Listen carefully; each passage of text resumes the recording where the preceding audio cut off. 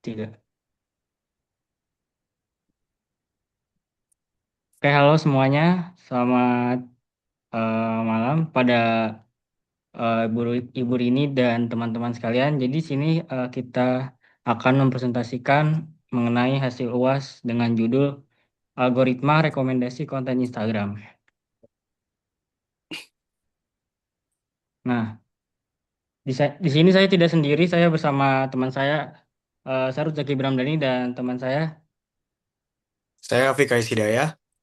Nah, jadi di sini kita akan membacakan hasil proyek kita masing-masing.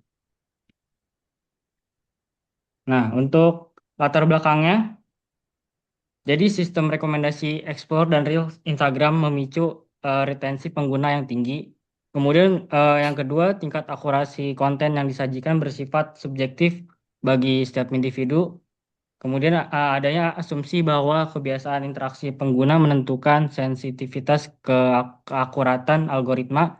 Kemudian yang terakhir tuh perlunya pendekatan komputasi cerdas atau machine learning untuk membuktikan dan memprediksi pola tersebut.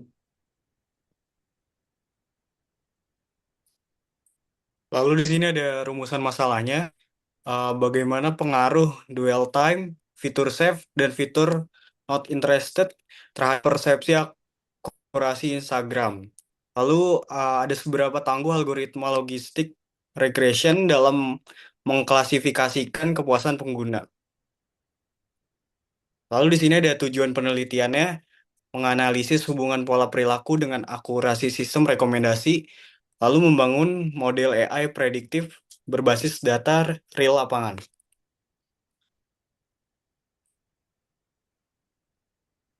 Lalu di sini ada metodologi dan pengumpulan data.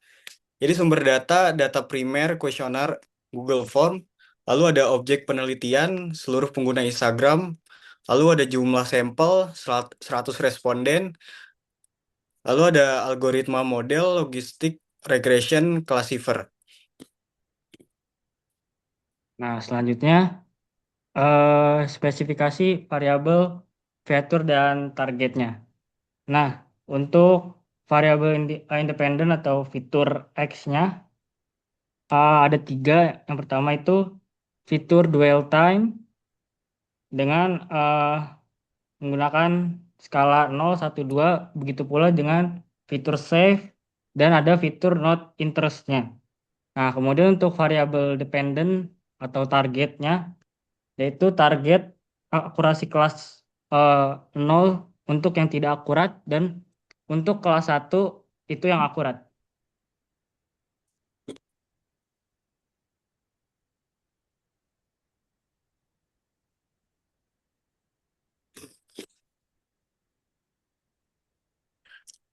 Lalu di sini ada data preprocessing dan splitting.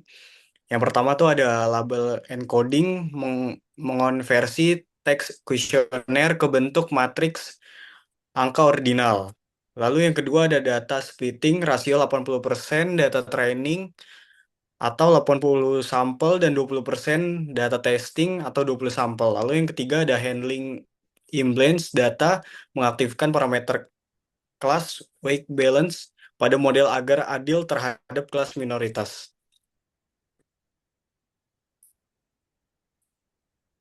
Nah, Lalu di sini selanjutnya. ada visualisasi distribusi data. Yang pertama itu ada mayoritas mutlak dari 100 responden, mahasiswa menilai algoritma Instagram mereka sudah berada di kategori akurat, kelas 1. Lalu jumlah sampel kelas O tidak akurat tergolong minoritas ekstrim. Lalu yang ketiga ada kondisi ketidakseimbangan data, imbalance, ini berhasil diatasi dengan teknik teknik pembobotan kelas matematika saat training. Nah, saya jelasin ulang untuk visualisasi distribusi datanya. Nah, dari grafik batang di layar ini saat ini menunjukkan visualisasi distribusi target dan total data yang kami miliki. Nah, terlihat sangat jelas bahwa terdapat ketidakseimbangan data yang ekstrim di mana mayoritas mutlak mahasiswa menilai algoritma Instagram mereka sudah berada di kategori akurat atau kelas satu dan hanya sebagian kecil yang masuk ke kelas 0 atau tidak akurat. Nah, berkat parameter bobot seimbang yang sudah kami jelaskan di slide sebelumnya, model AI kami ini dipastikan tetap bisa belajar secara fair, adil tanpa mengalami bias mayoritas.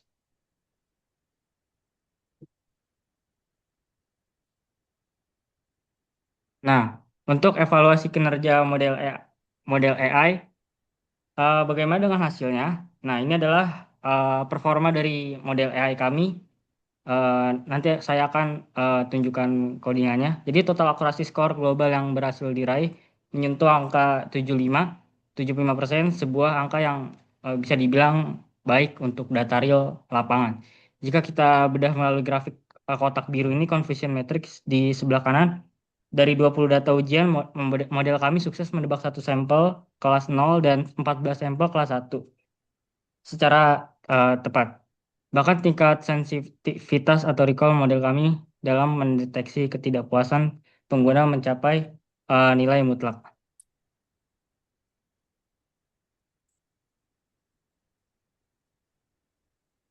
Lalu di sini ada analisis bobot fitur. Eh, yang pertama ini model mengekstrak koefisien bobot pengaruh dari setiap kebiasaan interaksi pengguna. Nah, terus yang kedua, fitur menekan tombol save atau fitur save memiliki pengaruh positif paling kuat bagi algoritma dalam memperbanyak rekomendasi konten sejenis.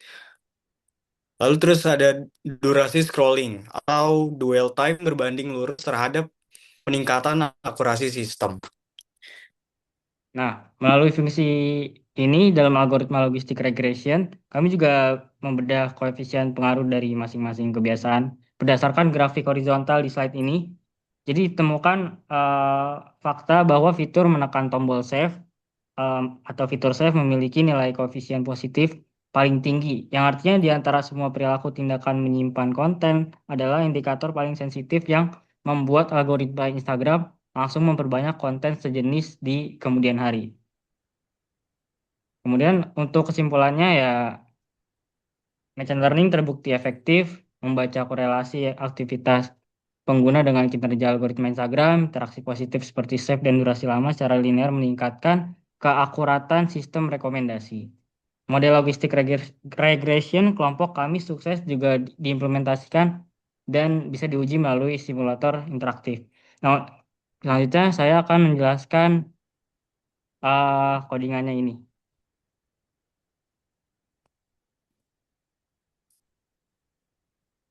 Nah, untuk di tahap kedua nih, di sel kedua,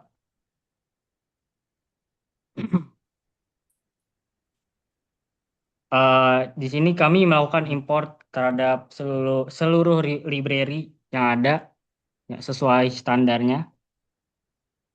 Di tahap satu, maaf, jadi kita mengimport library-nya. Kemudian di sini ada loading datasetnya.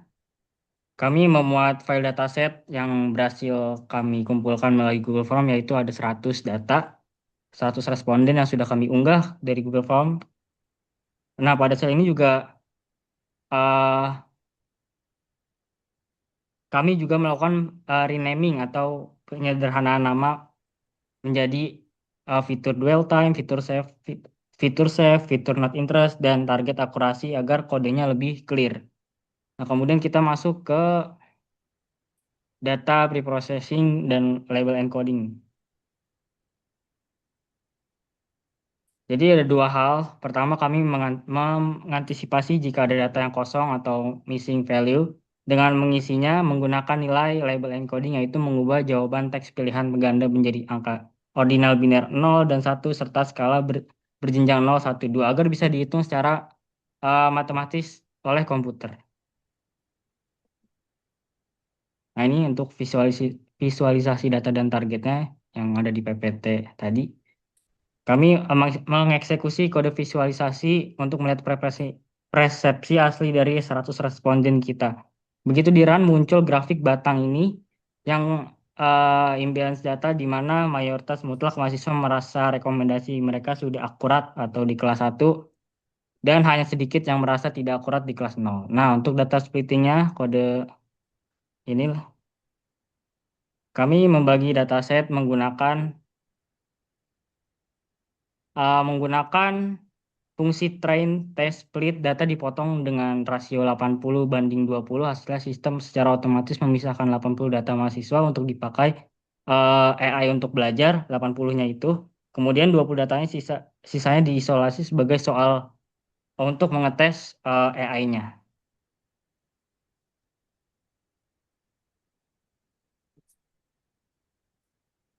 Nah, ini pada apa kami menguji kemampuan model AI dengan menyodorkan 20 data yang sudah kami uji tadi. Hasil akhirnya keluar di bawah menjadi total akurasi skornya 75%. Nah, kemudian kita masuk ke prediksi interaktifnya. Nah, kita bisa ngetes skenario pertama. Nah, jika input dwell time-nya 2, input save-nya 2, dan input not interest-nya 0, maka hasil keputusan AI-nya pengguna merasa algoritmanya akurat. Sedangkan jika kita ubah misalkan dwell time-nya 0 dan input save-nya 0,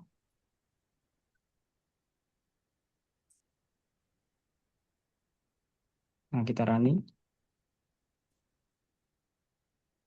Nah, di sini keputusan AI pengguna merasa algoritmanya tidak akurat. Jadi kesimpulannya, ini membuktikan model AI kelompok kami bisa bekerja secara real dan dinamis. Mungkin itu saja penjelasan dari saya dan teman saya, Kais.